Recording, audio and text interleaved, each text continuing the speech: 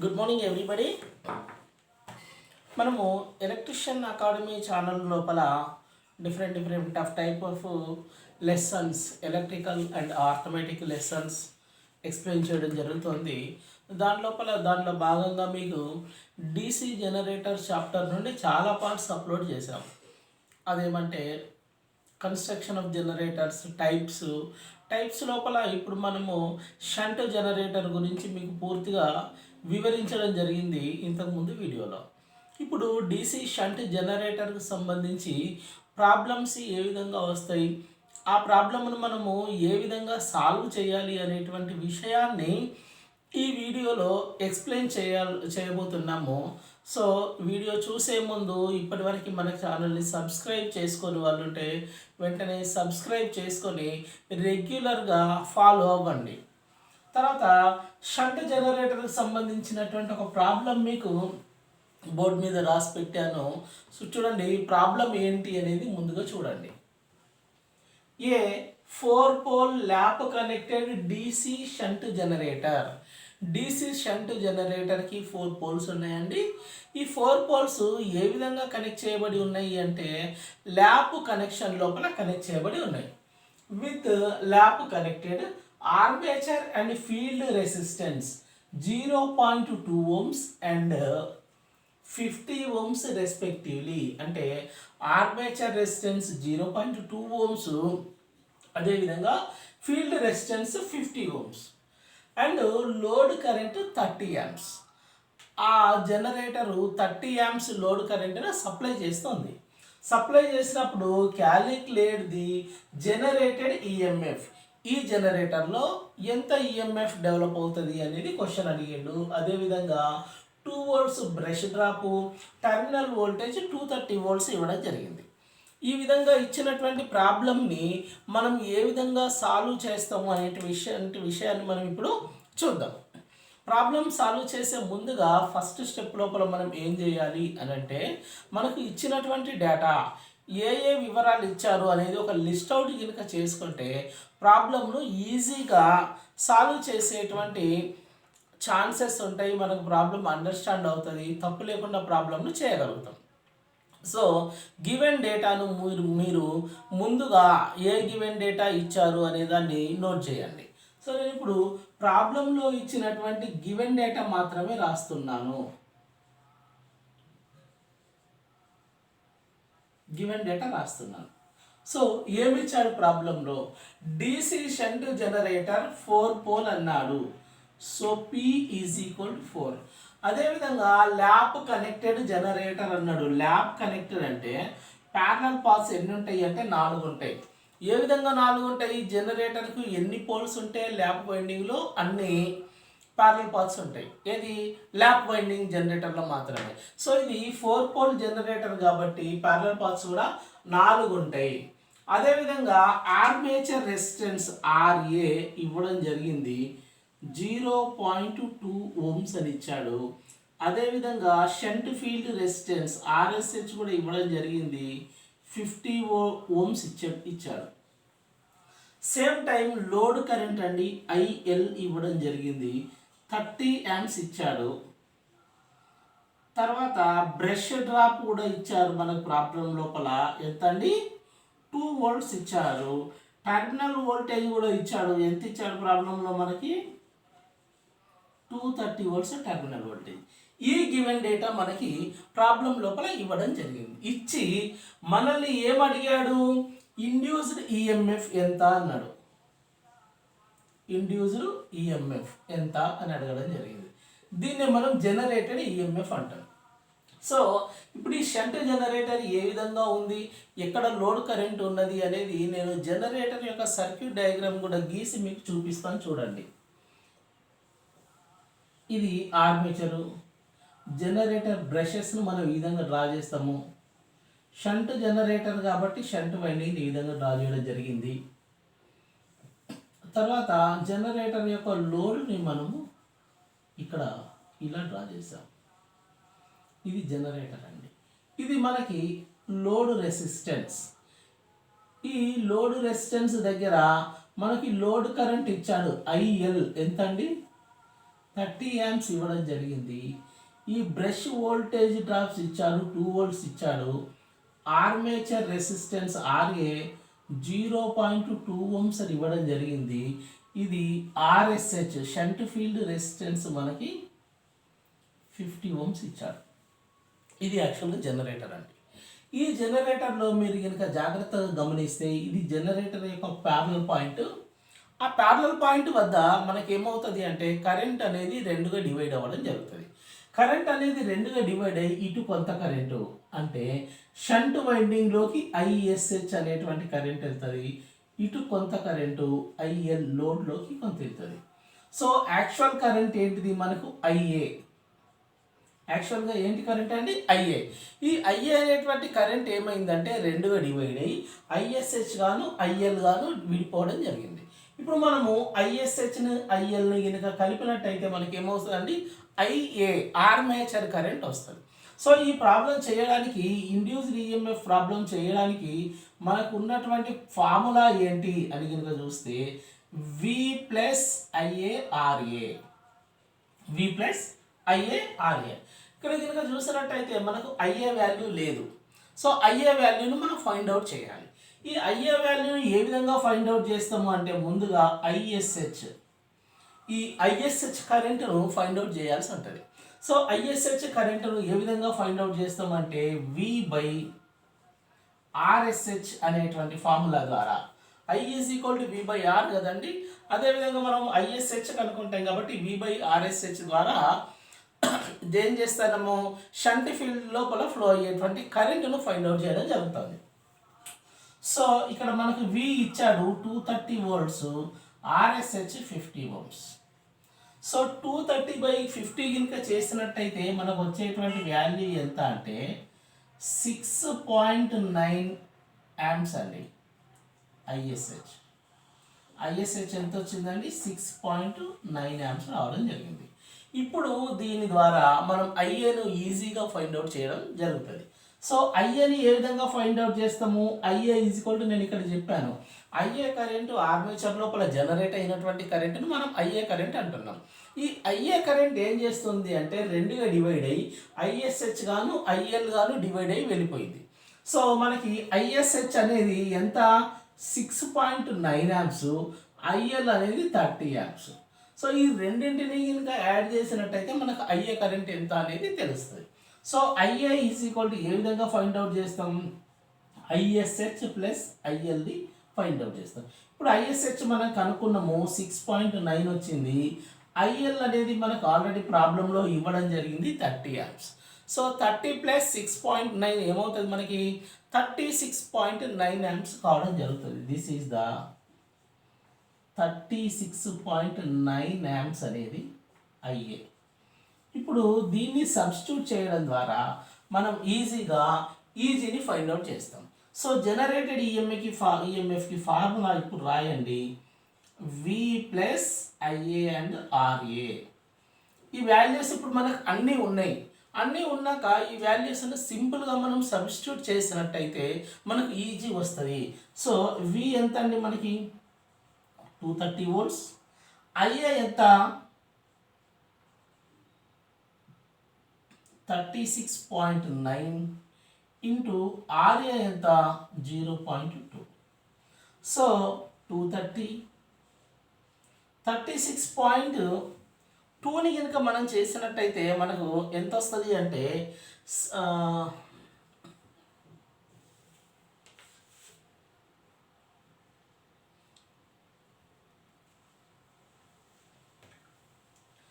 6.9 వస్తుందండి.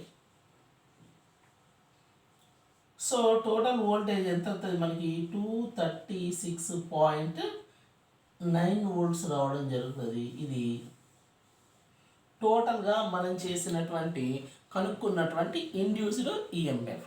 So induced ఈఎంఎఫ్ని shunt generator లోపల వి ప్లస్ ఐఏఆర్ఏ అనేటువంటి ఫార్ములా ద్వారా మనము ఫైండ్ అవుట్ చేస్తాము. ఇది ఏ విధంగా చేయాలో మీకు చూపించడం జరిగింది. ఈ ప్రాబ్లం లోపల మనకి ముందుగా ఇచ్చేది ఏమిస్తాడు అంటే కేవలము లోడ్ కరెంట్ మాత్రమే ఇవ్వడం జరుగుతుంది. ఈ మోడల్ ప్రాబ్లం లోపల లోడ్ కరెంట్ నుండి మనం ఏం చేస్తాము? ఆర్మేచర్ కరెంట్ను ఫైండ్ అవుట్ చేసి ఆర్మేచర్ కరెంట్ ద్వారా ఆర్మేచర్ డ్రాప్ని ఇచ్చినటువంటి టెర్మినల్ వోల్టేజ్కి యాడ్ చేయడం ద్వారా ఇండ్యూస్డ్ ఈఎంఎఫ్ని ఫైండ్ అవుట్ చేయడం జరుగుతుంది. ఈ మోడల్ ప్రాబ్లమ్స్ కనుక ఇచ్చినట్లయితే మనము ఈ విధంగా సాల్వ్ చేయాల్సి ఉంటుందండి. తర్వాత నెక్స్ట్ ప్రాబ్లంకి వెళ్దాం.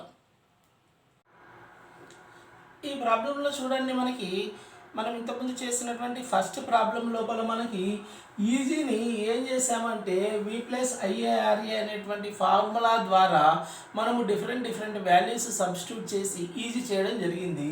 ఈజీ మనకి ఇక్కడ ఎంత వచ్చింది అంటే 236.9 వోల్ట్స్ రావడం జరిగింది. అయితే దీంట్లో మీరు ప్రాబ్లంని కనుక జాగ్రత్తగా గమనిస్తే ప్రాబ్లంలో ఇంకొక వాల్యూ ఉన్నది. అది ఏంటి అంటే బ్రష్ డ్రాప్ అని ఇచ్చాడండి. బ్రష్ డ్రాప్ ఇది ఎంత ఇచ్చాడు మనకి అంటే 2 వోల్ట్స్ ఇచ్చాడు. బ్రష్ డ్రాప్ ఎంత ఇచ్చాడు? 2 వోల్ట్స్ ఇచ్చాడు. సో మనకి ఈ ఫార్ములా V+IARAకి బ్రష్ డ్రాప్ కూడా యాడ్ చేయాల్సి ఉంటుంది. సో 236.9 ప్లస్ 2 వోల్ట్స్ యాడ్ చేస్తే మనకు ఫైనల్గా 238.9 వోల్ట్స్ అవుతుంది. ఇది మనము చేసినటువంటి ఏది జనరేటర్ లోపల వచ్చేటువంటి ఇండ్యూస్డ్ ఈఎంఎఫ్ అండి. జనరేటర్ లోపల వచ్చేటువంటి ఫైనల్ ఇండ్యూస్డ్ ఈఎంఎఫ్ ఎంత అంటే 238.9 వోల్ట్స్. ఎందువల్ల నేను 2 వోల్ట్స్ యాడ్ చేశాను అంటే మనకి డెవలప్ అయినటువంటి వోల్టేజ్ ప్లస్ అన్ని డ్రాప్స్ని మనము క్యాలిక్యులేట్ చేయాల్సి ఉంటుంది. సో డెవలప్ అయినటువంటి వోల్టేజ్ ఫస్ట్ V అంటే ఏంటిది? టర్మినల్ వోల్టేజ్ లోడ్ దగ్గర ఉండేటువంటిది. IARA అనేది armature drop plus brush drop అనేది 2 వోల్ట్స్. సో అన్నింటినీ కలిపితే మనకు జనరేటెడ్ వోల్టేజ్ రావడం జరుగుతుంది. ఈ ప్రాబ్లం లోపల టోటల్ జనరేటెడ్ వోల్టేజ్ ఎంత అని కనుక చూసినట్టయితే 238.9 వోల్ట్స్. ఓకే, నెక్స్ట్ ప్రాబ్లంలోకి వెళ్దాం ఇప్పుడు.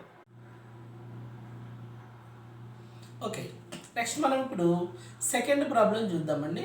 సెకండ్ ప్రాబ్లం కూడా సేమ్ మోడల్ ప్రాబ్లంను మనం సాల్వ్ చేసి చూద్దాం. చూడండి, ఈ ప్రాబ్లం లోపల ఇచ్చినటువంటి గివెన్ డేటా ఏమి ఇవ్వడం జరిగింది అనేది మనం ఇప్పుడు చూద్దాం. A shunt generator delivers at 450 amps కరెంట్ను డెలివరీ చేస్తోంది at 230 volts and resistance of a shunt field and armature are 50 ohms and 0.03 ohms. అంటే ఆర్మేచర్ యొక్క రెసిస్టెన్స్ ఎంత అండి? ఇక్కడ 50 ohms. షంట్ ఫీల్డ్ రెసిస్టెన్స్ మనకి ఎంత ఇచ్చాడు? 0.03 ohms ఇవ్వడం జరిగింది. అదేవిధంగా calculate the generated EMF, induced EMF ఎంత ఉంటుంది అనేది క్యాలిక్యులేట్ చేయడం జరిగింది. ఈ ప్రాబ్లమ్ని కనుక చూసినట్టయితే ఇది మనము ఫస్ట్ ప్రాబ్లమ్ ఏ విధంగా చేసామో యాజ్ ఇట్ ఈస్గా ఫస్ట్ ప్రాబ్లం మోడల్ లోపల చేయాల్సినటువంటి ప్రాబ్లం మాత్రమే. గివెన్ డేటాను కూడా సేమ్ యాజ్ ఇట్ ఈస్గా అదే డేటా ఇవ్వడం జరిగింది. సో ఇప్పుడు మనము గివెన్ డేటా రాసి చూద్దామండి.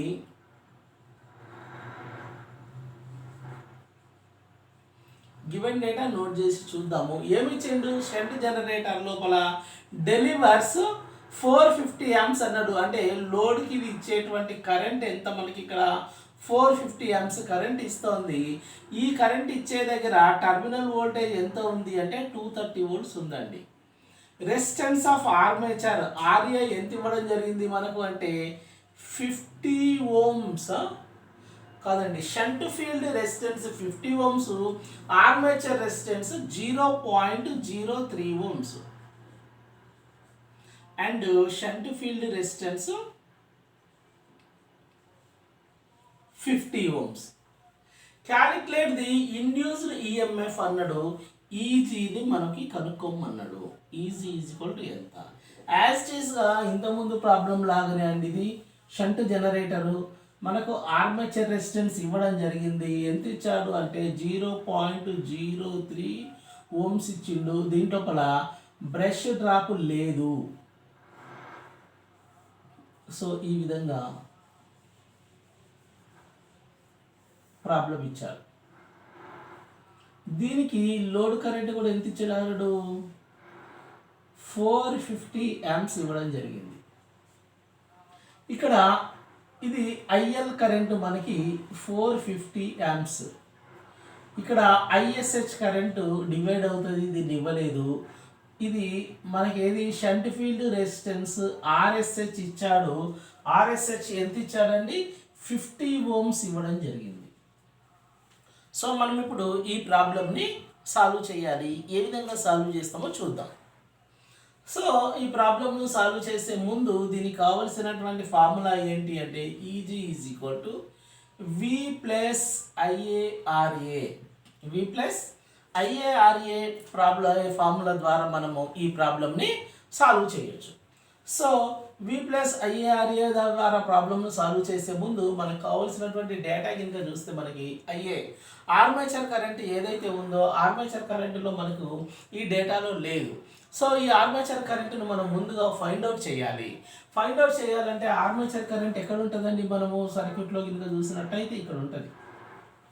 ఈ ఐఏ కరెంటే మనకి ఐఎస్హెచ్ గాను ఐఎల్ గాను విడిపోవడం జరిగింది.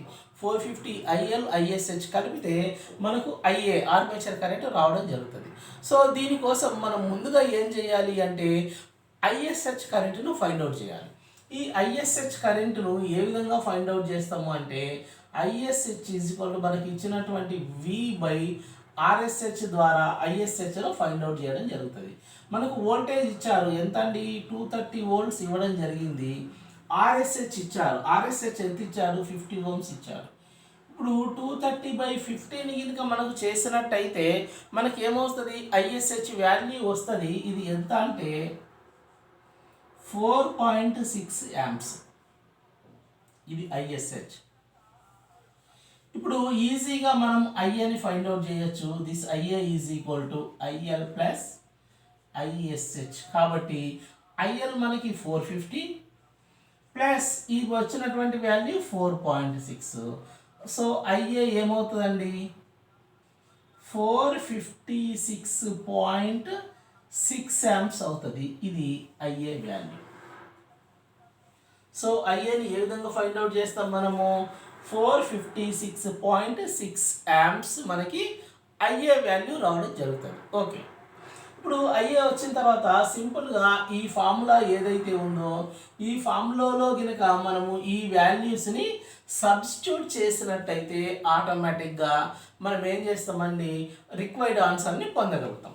సో ఈజీ ఫైండ్ అవుట్ చేయడానికి నేను వాల్యూస్ అన్నిటిని సబ్స్టిట్యూట్ చేస్తున్నాను. చూడండి, వి అంటే ఎంత మనకి ఇక్కడ 230 వోల్ట్స్ ప్లస్ ఐఏ అంటే మనం ఫైండ్ అవుట్ చేస్తున్నాము 456.6. ఆర్ఏ మనకు ఆల్రెడీ ప్రాబ్లంలో ఇచ్చిండు 0.03. సో వీటన్నింటిని కనుక చేసినట్టయితే మనకు రిక్వైర్డ్ ఆన్సర్ వస్తుంది. ఎంత అంటే ఇది 243.6 యాంప్స్, 243.6 వోల్ట్స్. ఇది ఈజీ అండి. జనరేటెడ్ వోల్టేజ్ ఎంత అంటే 243.6 యాంప్స్. సో ఈ ఫార్ములా లోపల మనము వాల్యూస్ని సబ్స్టిట్యూట్ చేసి క్యాలిక్యులేట్ చేసినట్టయితే మనం ఈ ఆన్సర్ని పొందగలుగుతాం. సో నేను ఇక్కడ మీకు క్యాలిక్యులేషన్ పార్ట్ పర్టికులర్గా చూపించట్లేదు. ఎందువల్ల అంటే ఇక్కడ చూపించాల్సినటువంటి అవసరం లేదు. క్యాలిక్యులేషన్ పార్ట్ మనందరికీ వచ్చి ఉంటుంది. సో నేను ఫార్ములా ఏ విధంగా క్యాలిక్యులేట్ చేయాలనేటువంటి మెథడ్ను మాత్రమే మీకు క్లియర్గా చూపించడం జరుగుతోంది. తర్వాత నెక్స్ట్ ప్రాబ్లంలోకి వెళ్దాము.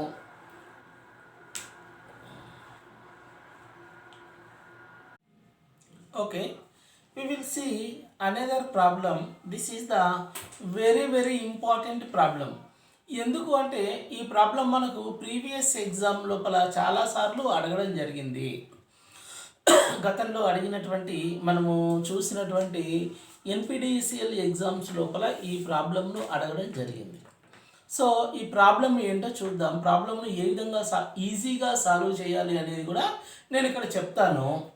ప్రాబ్లం ఏంటి అంటే shunt generator running at 1000 RPM అన్నాడు. ఇక్కడ జనరేటర్ యొక్క స్పీడ్ ఇచ్చిండు, దాన్ని N అనుకుంటున్నాం, N1 అనుకుంటున్నాం. ఎందువల్ల N1 అనుకుంటున్నా అంటే 2 స్పీడ్లు ఇవ్వడం జరిగింది.